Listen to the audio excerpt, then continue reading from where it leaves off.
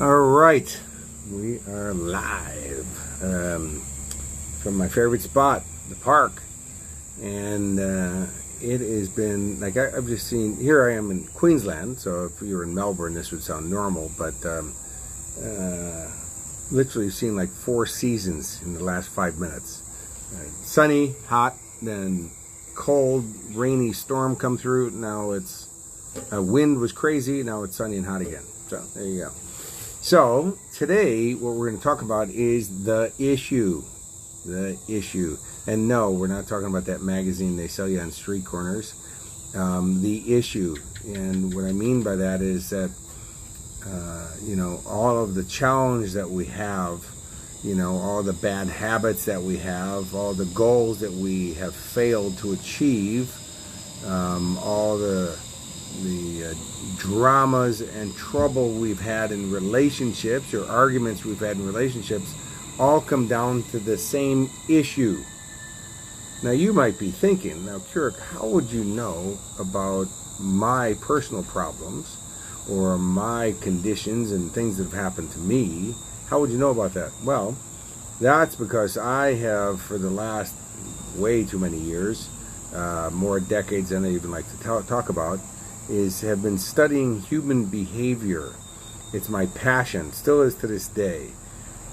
And I'll tell you, it really came from my own, trouble and dramas in life and feeling unfulfilled and anxiety and depression and poverty and all those other things that I, didn't experience for a little bit. I lived them. Matter of fact, that was probably the majority of my life, is a lot of those things.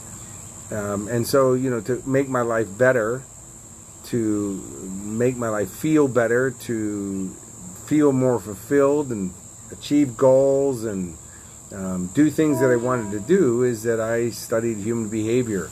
I studied successful people. I still to this day do that. When I'm around, because I have an opportunity to be around all kinds of very successful people, I'm always studying them. I'm always paying attention to what they're saying, how they're acting, what they're focusing on. I look for key factors in that. And I look at and study unsuccessful people, people who are unfulfilled, people who are unhappy, and people who unhealthy and broken relationships and don't achieve their goals. Both have a value because you can, if you study it and you can see the differences. And by the way, when we're talking about fulfilled, happy people, if you think they don't have problems, that's not accurate. If you think there's times when they don't feel fulfilled, or they're down and out, or even depressed and sad, it happens. You'll also know so that people like myself, I've been hit hard by life, even recently, in the last, year. Some really devastating blows to, I didn't even see coming, and really walloped me hard. But I have systems for getting myself back on track, and all this comes from studying human behavior. And I'm going to tell you, it all comes down to one issue. One. And when you handle this one issue, which, by the way, there's probably levels to it that we'll always be working on. And no, I'm not trying to overwhelm you or make you think, well, what's the point if I'm always going to be working on it? Well, because each level of it has massive rewards attached to it. Another level of rewards, another level of fulfillment, another level of wealth, another level of relationship pleasures, and the rest of those things. The issue that we're talking about is called self-love. Every issue that a human being goes through, every disempowering behavior and habit, is because of a lack of self-love at that level. When you think about it, if you really loved yourself at that level that we're talking about, would you still smoke cigarettes? Would you abuse alcohol? Would you use drugs? Would you rip off somebody else? If you really loved yourself, would you allow somebody to abuse you? Would you allow to stay in a relationship where people don't treat you, lovingly? Would you Would you do, would you allow people to rip you off in business? Now, they may do it, but, self-love would go, I'm never going back. Not to them. And next time I'm going to have higher criteria because that's not acceptable. Love doesn't tolerate. Love doesn't say, hey, I'm going to stand in there and be abused, for 25 years or whatever it is. It just doesn't do it. So it's all about self-love. And I know this sounds kind of fluffy, and it's not. It's everything. When you really, really love yourself. And now I will tell you that a lot of people say that when you love, say you love yourself, it's egotistical. I'm going to tell you it's egotistical not to. E-G-O, edging God out. I mean, how are you going to love anybody else when you have an empty bank account? Because you don't have self-love. The Bible says, and I'm not a religious person, the Bible says if you do not know love, you do not know God, because God is love. Love is known as the most powerful force in the universe. Well, if you want to become one with the source, you want to connect to your creator, well then again, that would be through self-love, because when you love yourself, you are love, and love they're part of the oneness. But, when we don't love ourselves to that level, yeah, there's a separation. There's a separation from everything. So it's really about learning how to love yourself more, and that's one of the things that I still to this day work on more than anything else is my own self-love. And by the way, I've screwed up. I've done things I'm not proud of. Like I've said before in other videos, my third marriage has just gone down last year. I thought I was going to grow old with Erin, but that didn't happen. Lost my daughters out of it, who are now officially not my daughters anymore. And the rest of those things it's hard. It's I'm trying to be as honest and genuine with you as I can possibly be. And I look at my responsibility in it. I'm not saying it's anybody else's fault. I'm not taking all the blame myself. I can look at the responsibility, right? And again, you want to change your life. When you have blame, when you have justification, when you have excuses, that's all below the line, right? Because you render yourself powerless. Because what you're saying is it's not my fault. It's their fault. It's somebody else's fault. It's that fault. It's this fault. But the thing is, you can't change things that are outside of you. We have no power to do that. The only thing we can do is work on ourselves. So responsibility, if you understand the meaning of the word, it's right in the word, by the way.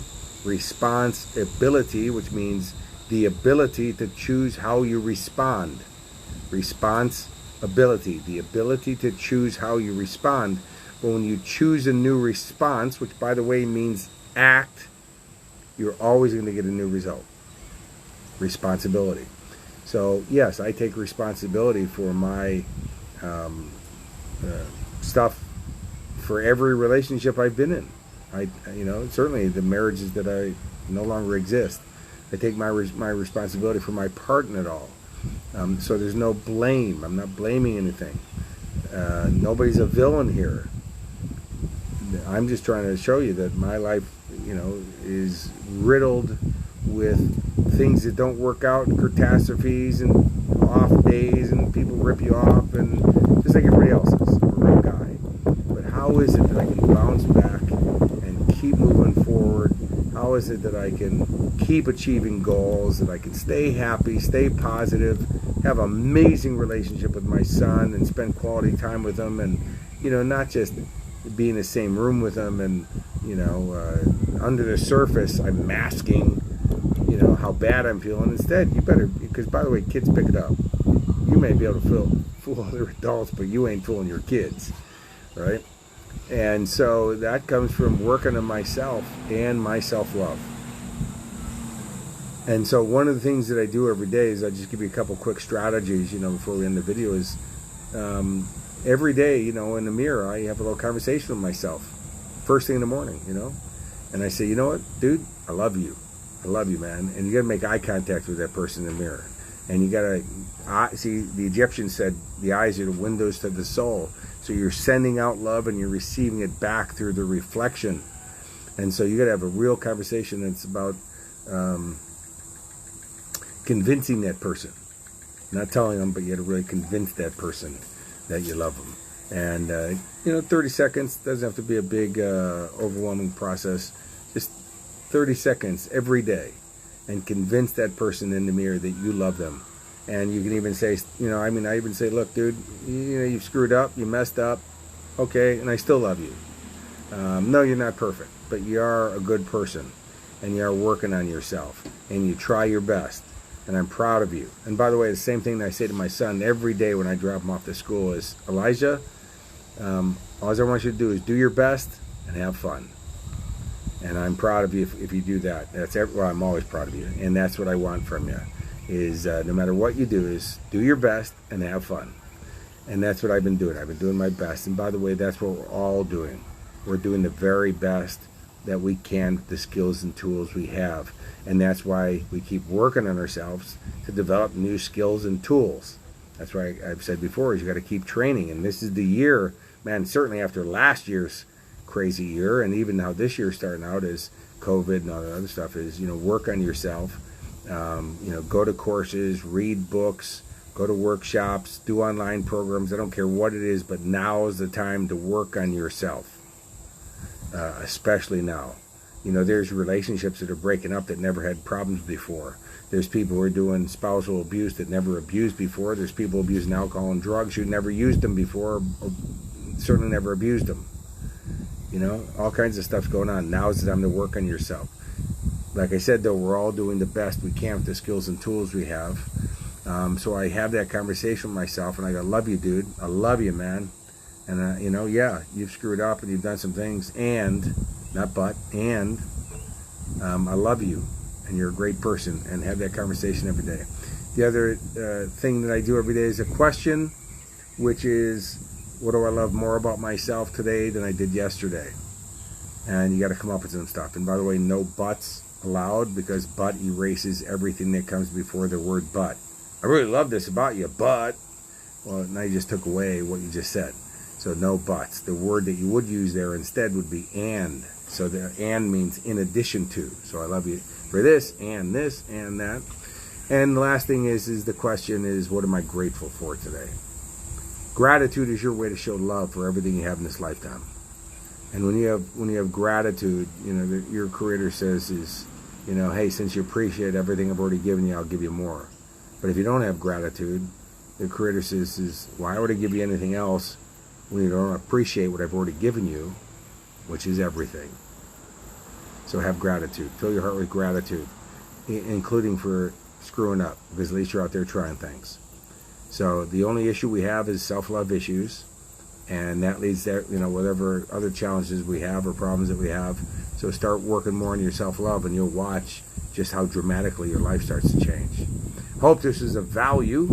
I'm having a good time. All the people walking by in the park, people on a train going by, everybody else is loving it. So love yourself, because when you're filled with love, whatever you're filled with, you'll spread to everybody else around you, and that's a good thing. So until I talk with you again, which is most likely tomorrow on the next video, have a most outstanding day. Talk to you soon. Bye.